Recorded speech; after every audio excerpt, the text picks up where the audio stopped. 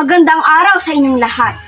Ako si Maria Josefa Gabriela Carino de Silang, tubong Ilocos Sur. Ako ay tahimik at simpleng namumuhay sa kabukiran. Simbolo ako ng kababaihan.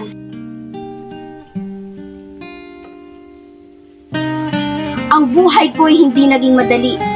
Isinilang ako sa panahong hindi malaya ang aking bansa. Panahong puno ng takot at pangamba. Ang panahon na ang babae ay babae lang.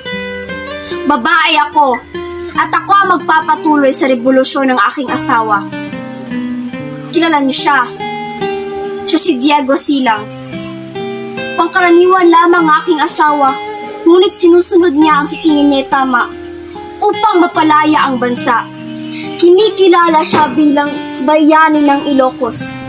Ang hinagpis ng pagkamatay ng aking asawa, ang taghoy ko upang lumaban at ipagpatuloy ang nasimulan niyang laban. Hindi porket babae ako, ay hindi ko kayang pamunuan ang lipunan.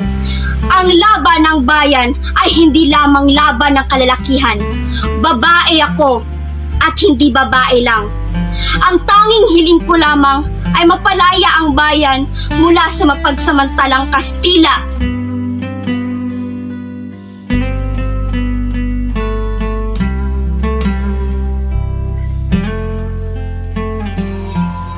Ako na ang bagong pinuno ng himagsikan.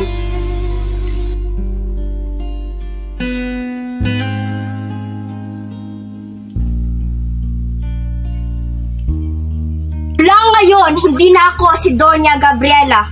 Tawagin niyo na akong General Gabriela.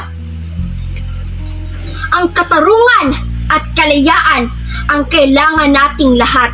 Sino man at anuman ang ating kalaban, dapat tayong magkaisa.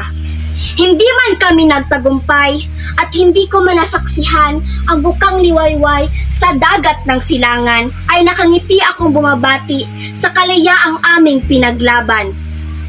Babae ako at ako ang gagawa ng sarili kong kasaysayan. Babae ako at hindi babae lamang.